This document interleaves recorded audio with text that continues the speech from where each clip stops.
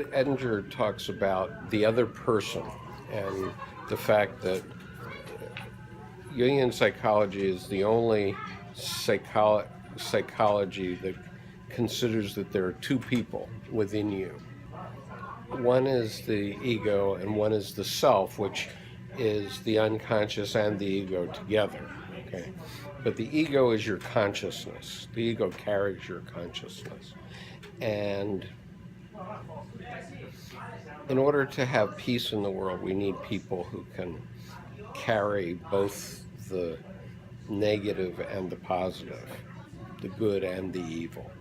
Okay, we have to be able to carry it in ourselves. And so I'm definitely turning over a new leaf where I'm not going to be highly partisan. I will talk about things that sound ridiculous, okay, but only from a logical point of view, not from a this is a terrible person point of view. Okay, so for example, today the announcement was made that the U.S. will withdraw from the UN. Well, no, we won't. I didn't hear that. Yeah, Well, I've been yeah. with my daughter all day. That's what our president wants. He wants us out of the UN. He doesn't want to pay for it, and he doesn't want to be in it. Okay, except no, we won't, because nobody will let him do that. And if we do it, we give up our international influence. And if we do it, we give up our veto. And then 4 years hence or 8 years hence, when we wake up one fine day and Donald Trump is no longer the president, we want to be back in the UN. Do you think they're going to give us our veto power back? I don't think so. Okay, that's logically not Depends on who's funding the UN.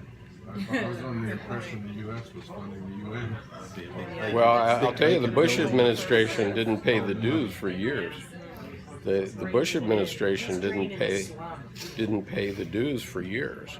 And look, I do know that out in the world, people don't believe in the UN, but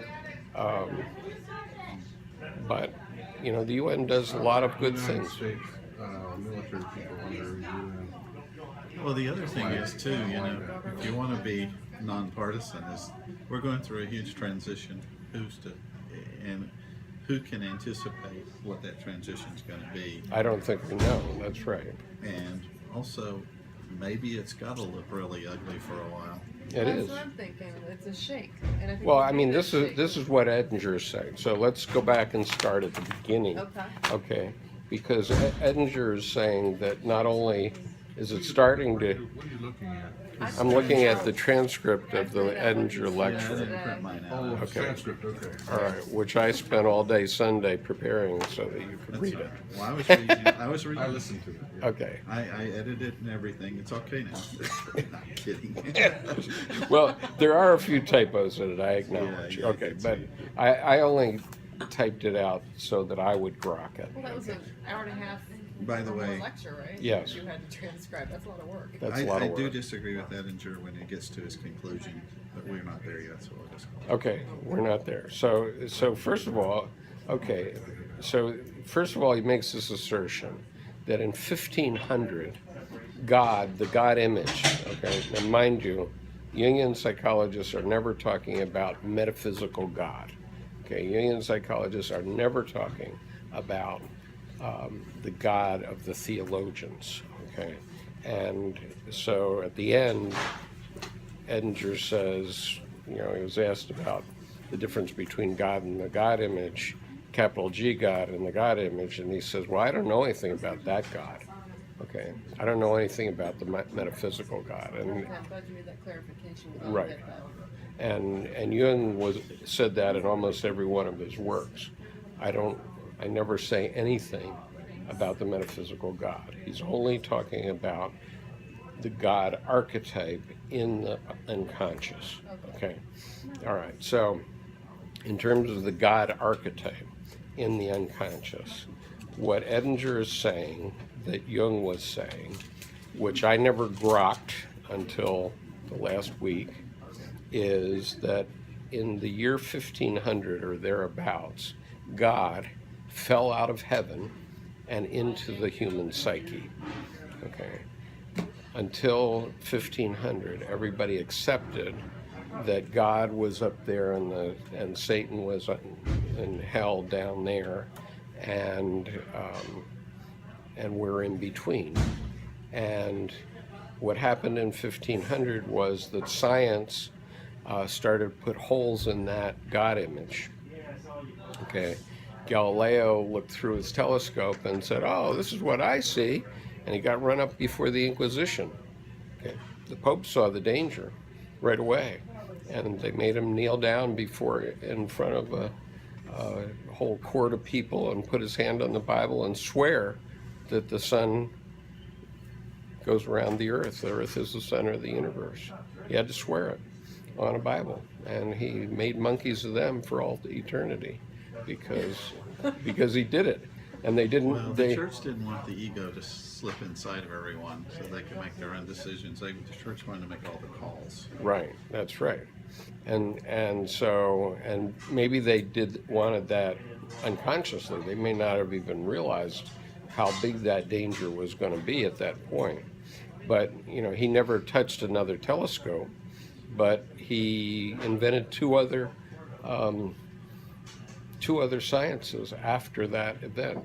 He was in house arrest for the next 4 years before he died, and he invented quantum physics and one other science in the 2 years after. His daughter did a lot of 4 writing.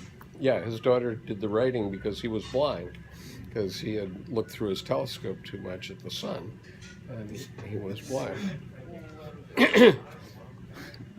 So, but the point was that then we had the Enlightenment. And so how did Edinger put it? Let's see. He said, let's go back to the summary here.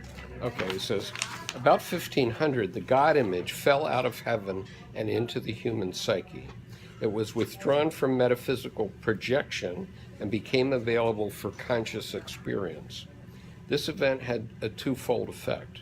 On one hand, it greatly increased available energy to the individual ego, promoting investigation of previously forbidden areas. On the other hand, it had the delayed effect of alienating the ego from its transpersonal connection, from its sense of having divine guidance. It led to the progressive realization that man is an orphan in a meaningless universe. Existentialism. Right. This revelation increased power and energy for the ego, together with a lost relation to God, constitutes a psychological state of inflation and/or despair. The collective view is that the last 500 years have been a time of great progress and advancement, and so it has. But the unconscious, as indicated by myth and legend, characterizes this time as a time of the Antichrist. The realization of man's desperate condition began to emerge in the 19th century and reached major proportions in the 20th century. It is in this context that Jung and his discovery of individuation emerges. What had been going on in the collective psyche since 1500, the descent of the God image into empirical man, came into full consciousness in C.G. Jung. And that happened specifically during his confrontation with the unconscious, beginning December 12, 1912 to 1918, and that is what's in the Red Book. That's the Red Book, okay? So what Jung was doing was using active imagination. He was going into his unconscious, and he was finding out what was there and what was going on in the unconscious, and bringing into realization that God is indeed dead, or was, for Nietzsche. And what he said was that the fact that Nietzsche said it was not convincing. He was simply stating what was already a fact in most of Western Europe, that people no longer believed that there was a God up there, because by late 19th century we could at least see the whole constellation, the whole Milky Way. And oh, by the way, there's no God up there. just a bunch of stars. And now we can see back to the Big Bang, and we don't find God there either. And so, metaphysically, we can't say, but the point is that it caused this atheistic inflation, right?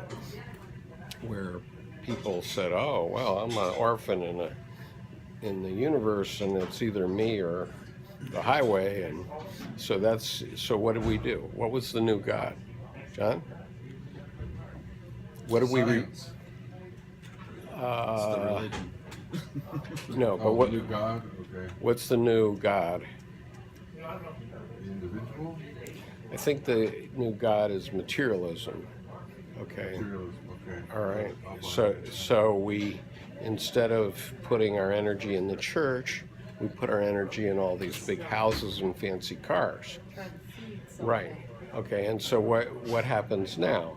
Okay. So Americans have taken that to the extreme in the human species, and as we realize that there's less and less resources, then we're going to get more and more adamant about grabbing those resources. Well, materialism is more than just commercialism. Materialism is philosophy that everything is a mechanism and there's no spirit behind it, really. Yeah. Okay. So And that's so what commercialism is. so believe it. This is what our president believes now.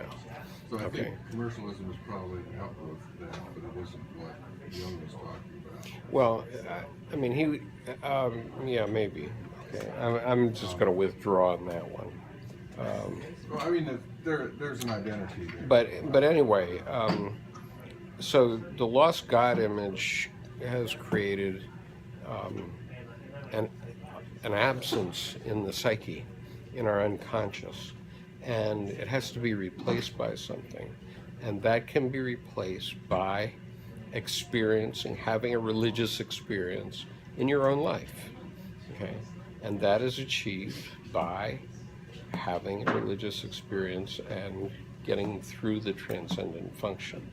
Okay, but the point that Edinger is making is that can either be great or it can be very dangerous, and so you need to be prepared for it, because it can either cause a psychological inflation in one extreme or despair in the other extreme. And if you live in the middle between the two extremes, then you're going to be happy. But if you go too far on one way or the other, it's going to be a problem for the individual. Okay. We're not homeostasis. We don't look for a balance, really. We always want to rock the boat, Right. because you don't learn anything if you don't rock the boat. Right. Good to always be. So if you have the breakthrough, that's great. But the question is, how do you keep it going? The objective of Jungian psychology is to make that so that you can use it throughout life, right? And the reason I started to do this is Kind of you to put all this time in. is because I think it's important. I want to share with others my experience of how it's helped me. And so then the issue becomes, how do you keep it authentic? Okay, You're and teaching. Teaching is the best way to learn. teaching is the best way to learn. I'm sure.